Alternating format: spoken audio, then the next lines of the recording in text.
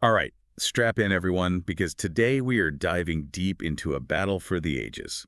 Goku from Dragon Ball Z versus the Flash from DC Comics. It's going to be wild. Yeah, we've got some serious source material to break down. We try to unpack how a fight between these two titans would actually play out. You know, what's interesting here is you've got Goku, the Saiyan. Right, and Saiyans are all about raw strength. Exactly. Plus, he's got his ki blasts. Like, everybody knows the Kamehameha. Oh yeah, for sure. And we can't forget about his transformations, like Super Saiyan Blue. Of course, that's a huge power boost. Then on the other side, you've got the Flash. The Speedster. The fastest man alive. He can move at superhuman speeds. Yeah. And he can even, manipulate time. Yeah, I've always loved that about the Flash. Like, time travel's cool, but changing how fast or slow time moves for yourself is even cooler. Definitely. And don't forget, he can also phase through objects. Oh, right, because he can vibrate his molecules at, like, crazy frequencies, all thanks to the Speed Force. The Speed Force, yeah. A real game changer. So how would a fight between these two even work? Well, the source we're looking at breaks it down into rounds. Okay, good. So in round one, it's all about speed. Your speed, huh? Yeah, like right out of the gate, the Flash just overwhelms Goku. Like, he's so fast that Goku's caught totally off guard. I can imagine. It'd be like trying to fight a blur. It is. He's hitting him with those speed punches. Oof, I bet those hurt. And he's phasing right through Goku's defenses. So basically, Goku's getting hit before he can even react. Pretty much. It's like trying to hit a ghost that can punch you back. That's wild. But Goku, being Goku, he's not going to stay down for long. Of course not. He's always got another level. Right. He powers up to Super Saiyan Blue. There it is. Which, as we know, it just drastically increases his speed and power. So the fight is a little more even now. Oh yeah, way more even. It's not just a one-sided speed blitz anymore. I bet that makes for a really intense clash. Definitely. But then, the Flash pulls out this cool move, the Speed Mirage technique. Ooh, that sounds intriguing. What's that? So he basically creates, like, multiple after images of himself. Whoa, so he's messing with Goku's perception. Exactly. Goku can't tell which Flash is the real one. Clever. And remember, Saiyans, like, even though they've got enhanced senses, they mainly rely on sight in a fight. Right, right. So this just throws Goku completely off. So he's using speed not just for attack, but for, like, mind games as well. Exactly. But Goku's no slouch. He's got his own tricks, right? Oh, absolutely. He uses his instinctual sensing. Which is... It's not just about sensing energy. It's like feeling these subtle disruptions in, the world around him. So he's feeling the ripples the Flash is making, even if he can't see him clearly. Exactly. So he's able to pinpoint the real Flash and land a solid hit. That's gotta sting, even for a speedster. It is a good reminder that, like, despite his crazy speed, Flash is still vulnerable. Yeah, speed isn't everything in a fight. Right. Of course, he's got the Speed Force to help him recover quickly. Oh yeah, the Speed Force can do some pretty amazing things. But this round really shows that they both gotta use strategy, not just raw power, Definitely. It's a battle of minds as much as a battle of fists. Absolutely. So round one, all about speed. But in round two, they both have to get more strategic. Things are about to get even more interesting. Can't wait to see what they come up with next. Yeah. Okay, so we left off with Flash kind of pulling a fast one on Goku. Yeah, phasing right through him to land that hit. Right. And it was like, even with a power like Ultra Instinct. Goku's still got to watch out. Yeah. It's not just about raw power, right? Absolutely. Strategy, Right. adaptability. All those things. Got to find those weaknesses. Yeah, exactly. Like, it's almost like they're playing... Cosmic chess. Ha-ha, yeah. Yeah. So how does round four start after that big hit? Well, things get pretty wild. Oh, I bet. Goku, I think he realizes how unpredictable Flash's phasing is. Mm-hmm. So he decides to change tactics. Okay, what does he do? He uses instant transmission. Oh, of course. Teleports right next to Flash. Catches him off guard. Completely. But how? I mean, Flash is like the fastest man alive. Right. Well, here's where the Speed Force comes in. Okay, yeah, that's always a bit of a mystery. So it's like Flash senses something's up, maybe feels a surge of energy from Goku, and he makes a split-second decision, retreat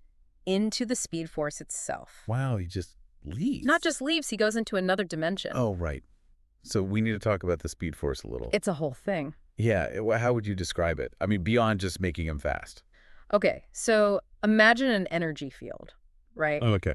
But it's extra-dimensional. Extra-dimensional. Yeah, it gives speedsters their powers. It's almost like... Fuel. Yeah, like the ultimate cosmic fuel. For everything, like running, thinking. Everything. Yep. superhuman levels. But it's more than just fuel. What do you mean? It's like its own reality. Whoa. And Flash can tap into it, control it. So by retreating into the Speed Force, He's changing the game entirely. it's not a fist fight anymore. Not at all. It's about control. Of this other dimension. Yeah. Inside the Speed Force, everything's distorted. Time, space. So it's like his home turf. You could say that. But Goku, he's fought in some weird places too, right? He's not afraid of a challenge. He follows Flash right in. Doesn't even hesitate. That's Goku for you. Yeah. He's got to test his limits. Always pushing forward. Exactly. But how do you even fight in the Speed Force? I can't even picture it. Well, it's chaotic. The source describes these huge energy clashes. Between Goku's ki blasts versus bursts of Speed Force energy. like a cosmic laser show or something. Basically, it's less about punches and more about, like, warping reality. A reality-bending fight. Awesome. But who has the upper hand here? It's tough to say. I mean, Goku's power is still incredible, even in this crazy dimension. Yeah, but Flash has, like, home field advantage. Totally. It's almost like Goku's fighting against the current. I bet that takes a toll. For sure. So they both have to adapt their styles. Again, they've been doing that all fight. Right. So Goku, he's trying to, like, ground himself. In all that chaos. Yeah. He uses his ki not just to attack, but to stabilize things. Stabilize, like creating a little bubble of normal space. You got it. And on the other side, Flash is using the Speed Force to mess with Goku even more.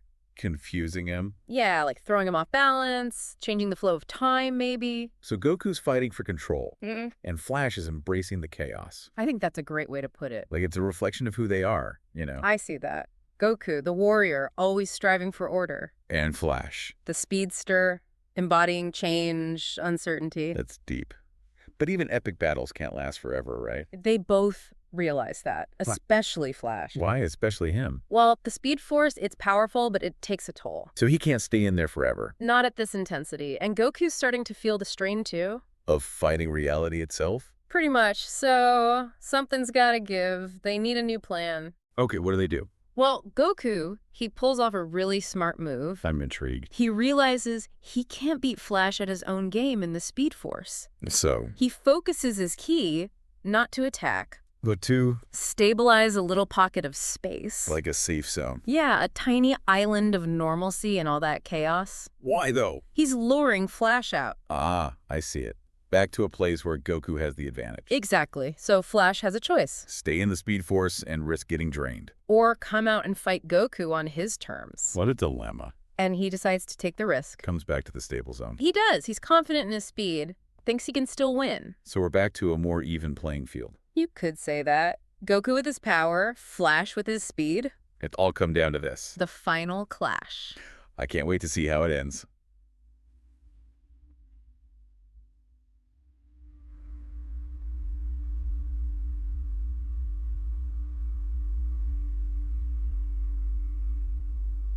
Last we left our fighters, they were about to face off one last time. A final showdown. Yeah. In this little pocket of stable reality that Goku created, it's like all the chaos of the Speed Force is right outside, waiting to come back in. It really does create this feeling of tension, you know, Absolutely. They've both been through so much already. pushing each other to their limits. Adapting, evolving. It all comes down to this. So what happens? How does this epic battle finally end?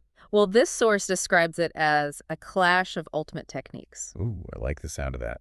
So Goku, he charges up his most powerful attack, You mean the Spirit Bomb. the spear pump? Man, that's like one of the most iconic moves in anime history. It's a big one. He's gathering energy from all the life around him. It's like a universe-sized energy blast. Pretty much. And Flash, he knows he can't just dodge this one. So what does he do? He digs deep into the Speed Force. Even deeper. I didn't think that was possible. He's pushing his connection to the limit, focuses all that energy. And One incredibly powerful punch. whoa, so it's not just speed anymore. No, it's like the culmination of everything. His speed, willpower, his bond with the Speed Force. Versus Goku's, like, universal life energy. And they clash. I bet that's got to be an amazing visual. Oh, what epic.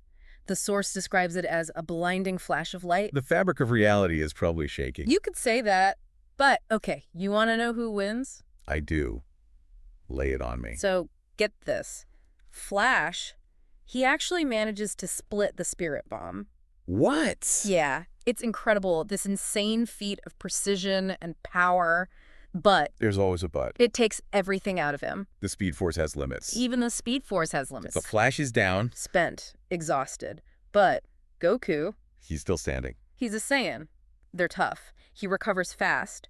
And, with the last of his energy, He transforms back into Ultra Instinct. of course, it was only a matter of time. And remember, Ultra Instinct isn't just about power. It's about instinct. Perfect timing. Exactly. So even though Flash split the spirit bomb, he's too tired to keep fighting. And Goku, in Ultra Instinct, is still ready to go. So, Goku wins. In this scenario, yes. Man, that was close. It really was a narrow victory Earned through strategy, adaptability. and sheer willpower. Both of them gave it their all. Oh, absolutely. And even though Goku wins, there's this sense of mutual respect between them. Yeah, I can see that. They pushed each other further than they've ever gone before. Made each other stronger. It's a reminder that these hypothetical battles, it's not just about winning or losing. It's about exploring these amazing characters, Seeing what they're capable of. pushing the boundaries of imagination. And that's what we tried to do today. This deep dive has been awesome. We've seen Goku and Flash at their best. Speed versus power, instinct versus strategy. It had it all. And even though there had to be a winner in our scenario. Both of them walked away as legends. So, listener, what did you think? What were your favorite moments? Any surprises? Let us know. And if this got you thinking about other epic matchups, other characters you'd love to see clash, tell us. We're always looking for new deep dives to explore. That's it for this week. Thanks for joining us on The Deep Dive.